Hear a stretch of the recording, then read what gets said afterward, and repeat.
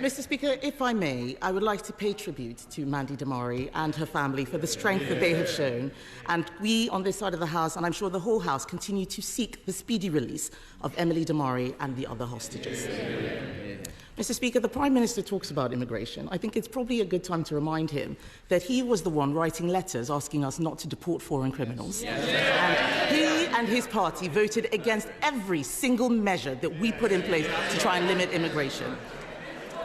But, Mr. Speaker, the question today is what has been on the lips of all Labour MPs, including, I believe, the Health Secretary yesterday. The Prime Minister knowingly appointed a convicted fraudster to be his Transport Secretary. What was he thinking? Mr. Speaker, the previous Transport Secretary was right when further information came forward to resign. What a marked contrast to behaviour in the last 14 years. And she talks about immigration, record levels of immigration under the previous government, nearly 1 million.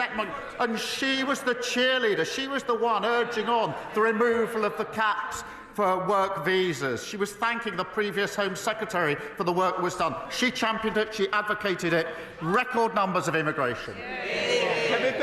Mr. Speaker, he's obfuscating, but I'm going to keep him on the topic. He owes the House an explanation. He said that the former Transport Secretary was only asked to resign after further information came to light.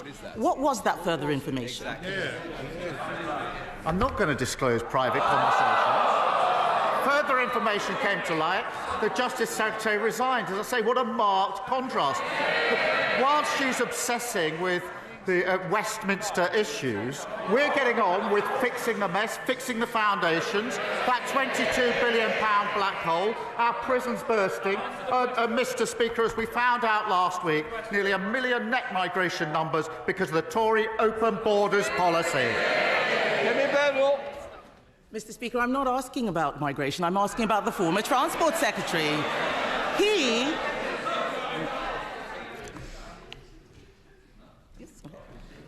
He never answers any questions. He never answers any questions. And it looks like he didn't ask his Transport Secretary any questions either. The truth is, he appointed a person convicted of fraud to the Cabinet. The first thing she did was bung hundreds of millions of pounds in pay rises to her trade union friends.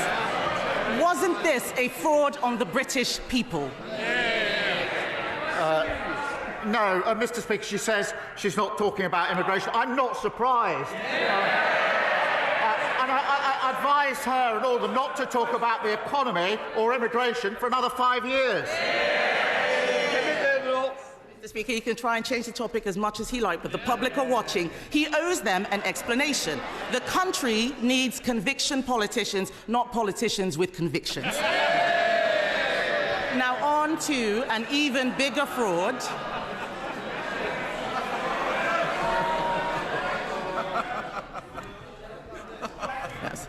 Now on to an even bigger fraud, the budget. Last week, the Prime Minister failed to repeat the Chancellor's pledge of no more borrowing and no more taxes. It is obvious that they are coming back for more.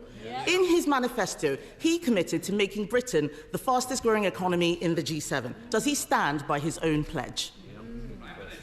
Mr. Speaker, I gently remind her that 2 of her predecessors had convictions for breaking the COVID rules. I'd also invite her to look at the OECD report of this morning, which has upgraded growth for next year and the year after, which now puts us on target to be the highest growing major economy in Europe in the next 2 years. She should welcome that.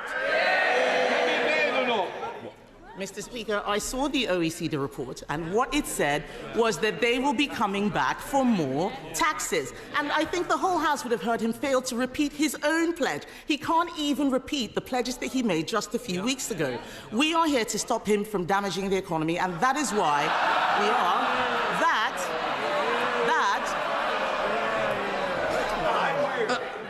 I want to hear the question. Kemi Badenoch. Mr. Speaker, they are laughing the same way they all laughed during the budget when they talked about raising NI. They have no idea what people out there are dealing with. And that is why yesterday we voted against his damaging jobs tax. Even former supporters, Chef Tom Carriage, who endorsed Labour at the election, said that the budget was catastrophic. He built a real business employing young people, unlike his cabinet of trade union stooges, CV embellishers, and an actual fraudster. None of them have ever run a business. Why, when he listened to business who are saying his budget is catastrophic? Mr. Speaker, I thought the scripted jokes were over, but we had another one about lectures about the economy from the party opposite. They broke the economy, mortgages through the roof, and a £22 billion black hole. And she talks about national insurance. She complains about the rise in national insurance week after week. But then 2 weeks ago, she says that she wouldn't reverse it. She signed trade deals, Mr. Speaker, that had farmers protesting in Whitehall. Now she pretends that she's their champion. She campaigned to remove the cap on migrant worker visas, and now she pretends she's furious about the open borders policy of the last government. Kemi Badenoch. Mr. Speaker, the fact is the Prime Minister has discarded his own Labour leadership promises. He's dropped the 5 missions he said would define his government. He's ditched his pledge to make Britain the fastest growing economy in the G7. We left office with UK the fastest growing economy in the G7. And business is saying he has damaged the economy with his budget. Tomorrow he's going to have an emergency reset, Mr. Speaker, just 5 months into his premiership. But why should anyone believe a word he says? Mr. Speaker, the only relaunch on that side of the House is the leadership bids of her rivals. And she obviously hasn't read the OECD report of this morning, the fastest growth in the next 2 years of any major economy in Europe. We're proud of that. And they should never be allowed to forget the damage they did to our country. They used Britain like some sort of mad scientist experiment. Open borders, unfunded tax cuts, neglected health service. And now, all the madness is still coming out. They say they should be back in office. They haven't listened, they haven't learned, and they certainly haven't changed. There's only one party that's driving this country forward, and that's this Labour government.